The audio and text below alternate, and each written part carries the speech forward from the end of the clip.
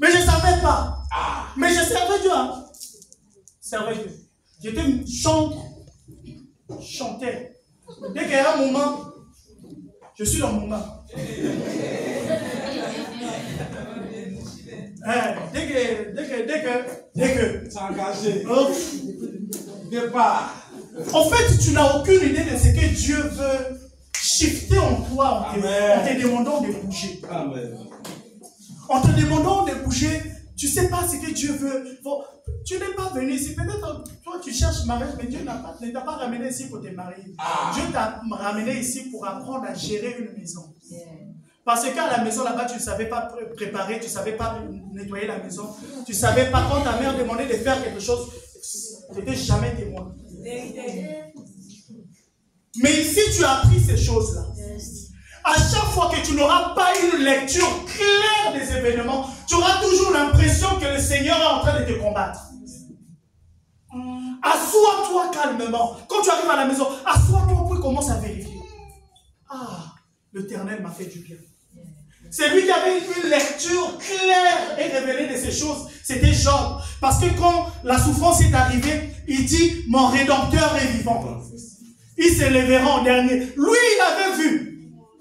Il était même, je ne suis pas sûr il n'avait pas l'information. Mais il était sûr que son Rédempteur est vivant. Il s'élèvera le dernier. Après ce moment-là, l'Éternel va se révéler. Amen.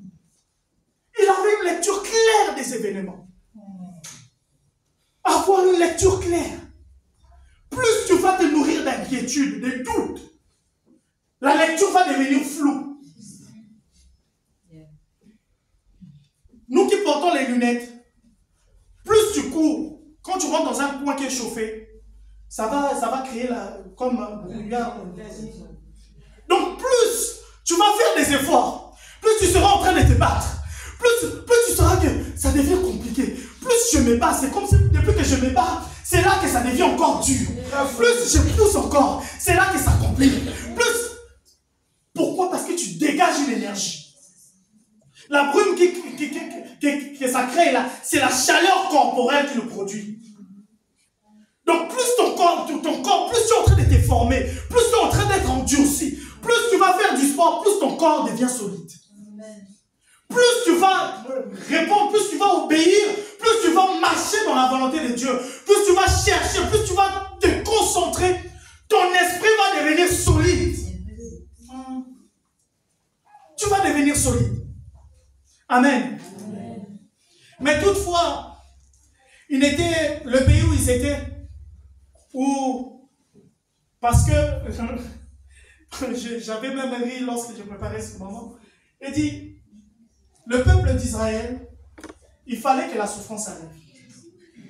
Parce que si la souffrance n'était pas arrivée, ce qui était arrivé à l'époque de Joseph était habitué à manger. Joseph était là, c'était le boss. Donc la nourriture ne pouvait pas manquer. Donc si la souffrance n'était pas arrivée, ceux qui étaient là à l'époque de Joseph, Moïse venait, il leur dit partons. Partons. Mets-toi à l'aise ici. Il a dit non, mange matin, midi, soir, toi tu viens venir. Partir comment? De partir comment? Le travail là où tu travailles, là, on te paye mal. Si on te dit de quitter, on dit, maintenant je vais faire comment? C'est pour ça que Dieu va venir créer une situation qu'on te chasse. Hey! Parce que pourquoi? Tu commences à te sentir à l'aise. On m'a déjà chassé. Tu commences à te contenter de ce qui est proposé sur le milieu. Yes. C'est même pas que ça te convient. Mais c'est un... Tu es accroché à ça. Toi-même, quand tu regardes à quoi tu étais appelé, à quoi tu étais destiné, tu vois que c'est pas ça, mais tu ne laisses pas. Tu es accroché dedans, tu ne veux pas le laisser. Il faut qu'un autre roi, le roi avec lequel Joseph avait signé l'alliance, avec lequel il avait traduit, il faut que ce roi-là meure. Avec un autre roi vienne, c'est lui-là qui n'a aucune relation avec Joseph. Et qui va voir que le peuple d'Israël, ils sont en train de devenir gros. On va trouver la solution. Tranquille. Quand le moment où Dieu a prévu pour l'endroit où tu te trouves viendra, l'eau va s'agiter. Si tu ne veux pas sortir, l'eau va s'agiter. Et si tu ne sors pas avant le temps, tu mourras. Si tu ne sors pas avant le temps, tu mourras. Tu es là, tu souffres, tu as mal. Le Seigneur dit, quitte. Pars de la maison de ton père, pars. Mais la maison de mon père, moi j'ai 75 ans. Je veux dire, pars de la maison de ton père, pars. Sors de cette maison où tu n'es plus à l'aise, tu n'arrives plus à prier dedans. Cherche le moyen, allez te débrouiller quelque part. Sors de cette relation-là qui te maintient captif. Il n'y a pas de lendemain, c'est flou. Mes sentiments de sécurité, tu es là.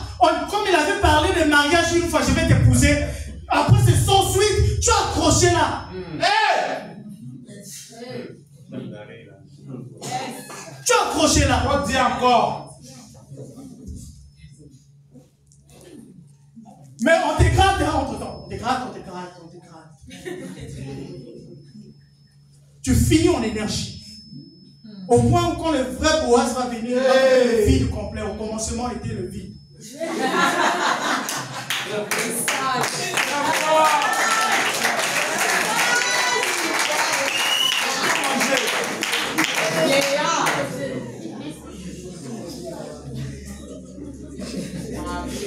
Il faut que l'eau s'agite pour qu'on bouge.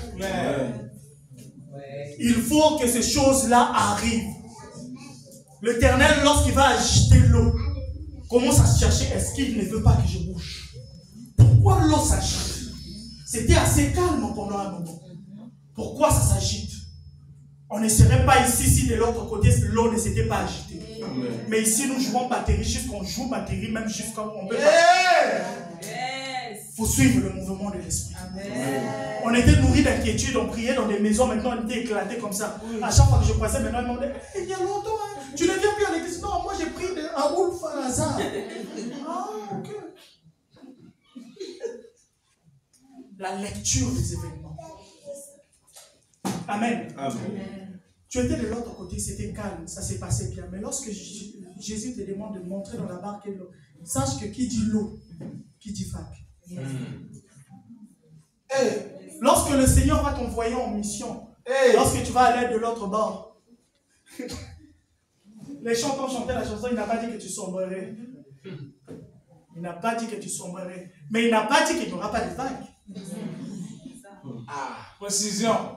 Il n'a jamais dit qu'il n'y aura pas. Parce que qui dit l'eau, qui dit vague. Okay. Pourquoi tu veux dénaturer l'eau? L'eau s'exprime par les vagues. Quand même tu es loin, sans avoir vu l'eau, tu entendras. Ça veut dire l'eau. Maintenant, si tu demandes à l'eau de ne plus avoir ses vagues, lui, il va vivre comment? Nous voulons contredire Dieu. Très souvent, papa, nous voulons contredire Dieu. Oui. Nous voulons que Dieu, quand il nous a pris là, que ça puisse être joli, beau, ça glisse. Lorsque tu seras ici, tu vas aussi dire quelle expérience tu auras pour dire aux gens que Dieu m'a délivré de telles situations. Tu auras quoi? Lorsque tu iras évangéliser, tu auras quoi comme témoignage? Amen. Alors, pour revenir dans Marc 4, il y aura 4 leçons à tirer. 4 leçons à tirer de cette partie-là. La première, comme on l'a dit, la mer va s'agiter et le doute viendra. Marc 4, 37 dit, et il s'éleva un grand tourbillon, et les flots se jetaient dans la barque, au point qu'elle se remplissait déjà. Au point de l'Éternel, pendant le moment de ton élévation, pendant le moment où tu seras en train de shifter, pour aller vers ce que tu dois devenir, vers le lieu de rendez-vous avec Dieu, l'eau va s'agiter et tu vas douter. L'eau va s'agiter et tu vas douter. Mets ça dans ta tête déjà que même si l'eau venait à s'agiter, je suis dans la marche vers ma destinée. Hey. Je n'ai pas besoin que l'eau reste calme. Hey. Je n'ai pas besoin de ça, que ça s'agite. Je n'ai pas besoin que ça reste calme. Parce que si j'arrive sans être agité suffisamment, quand je vais rentrer dans ma destinée, ça va s'agiter là-bas. Donc, vaut mieux que ça s'agite ici. Amen. Vaut mieux que ça s'agite ici. Le doute viendra. Tu vas dire, mais est-ce que Dieu est avec moi? Tu auras par moment l'impression que c'est pas ça. Il y a même des gens qui disent, Seigneur, ce n'est pas ce que tu m'avais dit. Dieu t'avait dit quoi? Hey! Dieu t'avait dit quoi? Il t'a promis quoi? Toi, c'est quel contrat tu as signé avec nous? C'est la question fétiche. Quel papier? Est-ce que tu as des preuves pour témoigner que lui, il te doit quelque chose? On blâme Dieu, on blâme Dieu, on blâme Dieu, on blâme Dieu, on blâme Dieu. Oui. On blâme. Nos prières même là, c'est tribunal pour Dieu. On sait que tu m'avais montré il y a 5 ans, Seigneur. C'est que tu m'avais montré, Seigneur. On blâme Dieu, on pense qu'on est en train de prier, qu'on est en train de juger Dieu par rapport à ses promesses. Il est là, il te regarde. En tout cas, si tu avais signé quelque chose avec moi, continue.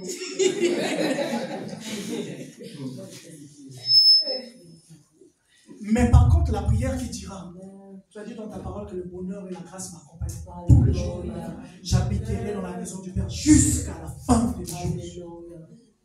C'est une prière qui rappelle à Dieu. Tu dis, tu veilles sur la parole, sur ta parole et tu veilles sur son accomplissement. Seigneur, tu m'avais dit il y a tellement d'années que voilà, je n'ai pas encore vu, mais je sais que je suis dans la marche pour aller vers cette chose. Amen. C'est-à-dire, tu lui rappelles. Mais tu ne le juges pas. Tu lui rappelles ses promesses. Mais tu ne le juges pas. Tu ne blâmes pas Dieu. Ce n'est pas notre ami. Okay. Et surtout depuis qu'on a dit, Saint-Esprit, mon ami fidèle. Donc on a dit, ma ami dans cet esprit. Jésus, notre ami. Nous, on a transformé ça 3 amis en même temps. C'est devenu notre gros, notre assaut. Oui. Notre CP. Nous ne sommes plus dans la révérence dans les choses de Dieu. Dans nos prières, nous ne sommes plus dans la révérence. Nous ne sommes plus dans la dévotion. Nous sommes devenus impolis dans les prières. Vérité. Tu parles à Dieu d'une manière que tu ne peux jamais parler à ton Père. Hey! Parce que si on isole la prière, si on t'enregistre, on dit tu as fini de prier, oui, on met la prière. On dit bon, écoutons maintenant. Analyse du texte. Quand toi-même tu vas écouter, qu'est-ce que j'ai dit?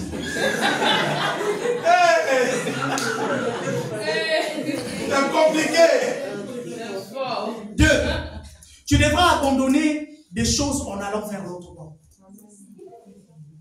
Genèse 12, le verset 1 dit, l'Éternel dit à Abraham, va-t'en du pays de ta patrie et de la maison de ton père, dans le pays que je te montrerai.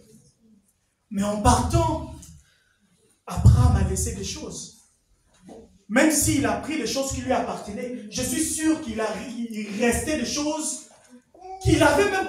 Ça, on n'a pas de place pour mettre ça. Est-ce qu'on n'a pas... Est-ce que tu n'as pas un endroit pour mettre... Il y a des choses qui sont restées.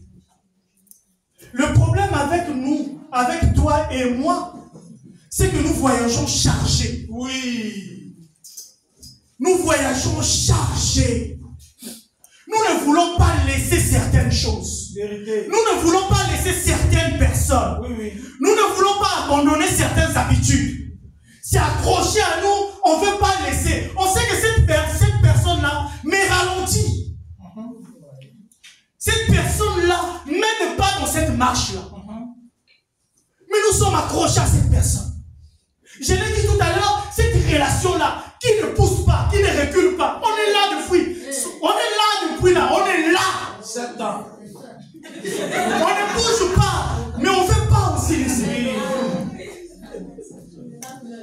Mais on on s'est dit que l'Éternel va se souvenir de moi. Le Seigneur va se manifester. Le Seigneur, oh le Seigneur.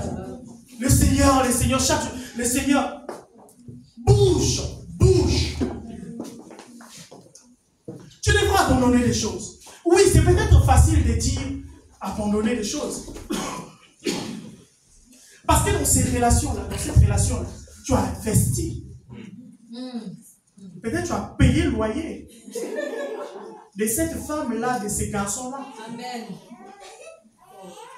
Tu as payé peut-être la scolarité. Et puis moi, Léo Matondo, qui n'a jamais donné un dirham dans ta vie, moi je viens te dire de quitter de là. Mais Léo Matondo te le dit de la part de Dieu. Amen. C'est trop facile de venir te demander de quitter. Des fois, parce que dans la loi de la navigation, lorsque un bateau est en train de couler, parmi les gestes de secours, il faut alléger la barque. C'est-à-dire qu'il faut jeter des choses, même si c'est important, il n'y a pas quoi jeter. Nous avons l'illustration dans l'histoire de Jonas. Jonas, lorsqu'il était dans la barque, il fallait alléger le bateau. Ils ont commencé à jeter les choses par-dessus bord. C'est la loi de la navigation. Dès qu'un bateau, il faut aller. Toi, plus tu vas garder ces bagages-là, tu ne veux pas jeter. Ton bateau va couler. Yes. Ton bateau va couler. Peut-être que tu étais sorti de là. Tu es ici. Tu es sorti de ce mariage-là où tu as investi 15 ans de ta vie. Tu es sorti de ce mariage-là où tu as bâti des choses, tu as eu des enfants là-bas, tu es sorti là-bas. Mais quand tu es sorti là, tu as laissé tes bagages là-bas, mais tu as le bagage des regrets que tu traînes avec toi. Qui rend ton bateau lourd. Tu es sorti de là, mais tu n'es jamais parti. Ton corps est sorti, mais ton esprit est encore là-bas. Tu es sorti, mais tu n'es jamais parti. Quand tu appelles tes belles-sœurs pour demander, je ne sais pas, la nouvelle de l'enfant qui est resté là-bas ou de qui, et votre frère là. Oui. Tu veux quoi? Tu vérifies toujours. Pour être sûr, tu es sorti de la maison, mais tu n'es jamais parti. On dit encore. Tu as quitté cette entreprise-là, ce travail-là, au pays. Mais comme tu as encore des contacts avec des gens qui travaillaient là-bas, quand tu appelles, et la boîte là-bas, ça va, elle est toujours là, elle est toujours là, elle est toujours là. Oui. Tu es retourné bien. Tu es sorti, mais tu n'es jamais parti. Et cela t'empêche d'aller. Cela rend le bateau lourd. Il faut prendre ça et jeter par-dessus bord. Il faut prendre ça et jeter par-dessus bord. Jeter là-bas, tu n'es plus là-bas, ça ne t'intéresse pas.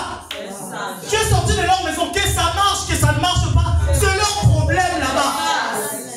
Leur travail là-bas, que tu étais sorti, si ça marche, gloire à Dieu, ça ne marche pas, que l'Éternel, le Dieu se laisse soutien. Amen. C'est tout. C'est mon problème. Que l'Éternel soit là pour nous là-bas. Amen. Amen. Jésus, la barque où Jésus était, il y avait 2 barques encore à côté. Dans la barque où tu es, ils sont aussi dans la barque. Ah, vous aussi vous coulez, nous aussi on jette. Ils n'ont qu'à jeter eux aussi. S'ils sont en train de couler, eux aussi ils n'ont qu'à jeter. Toi, tu jettes d'abord, toi. Parce que faut jeter, toi tu ne jettes pas. Tu dis aux autres, faut jeter. Tu es là à te concentrer sur la vie des autres. Il faut faire ça. Toi-même, tu ne vas pas faire. C'est toi qui es conseiller. C'est toi qui es conseiller matrimonial. Toi qui es célibataire. Mais c'est toi qui conseilles toujours les mariés. Tu ne travailles pas, mais c'est toi qui trouves le travail aux autres.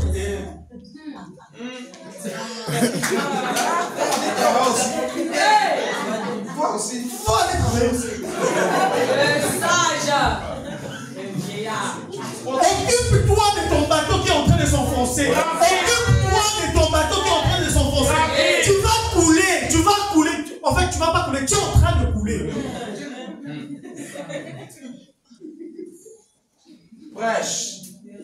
Allons de l'autre bord. Amen. Allons de l'autre bord. Amen. Le 3e point.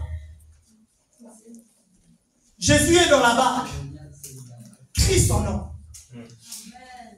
ce que les disciples avaient oublié, c'est que pendant qu'ils étaient en train de crier là, Jésus était dans la barque. La panique et l'agitation avaient fait oublier que le propriétaire de toute cette histoire-là était là. Pendant que tu pleures là, tu cherches des solutions par-ci et là, Jésus est là, Jésus est là. Excusez-moi. Jésus est là.